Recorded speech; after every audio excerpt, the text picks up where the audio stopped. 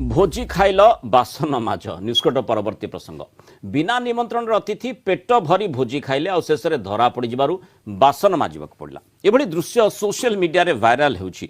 युवक जनक मध्यप्रदेश जबलपुर अंचल से भोपाल रे एक घरोई यूनिवर्सिटी रे एमबीए पाठ भी पढ़ती। पाखरे थिबा एक मंडप रे बाहागर भोजी होउतिला आ सेठी से बिना निमंत्रण रे पहुंची जाइथिले। खाली पहुंची नथिले, मन इच्छा पेटे भोजी भी खाइथिले। खाउतिबा समय युवक जनक धरा पड़ गले।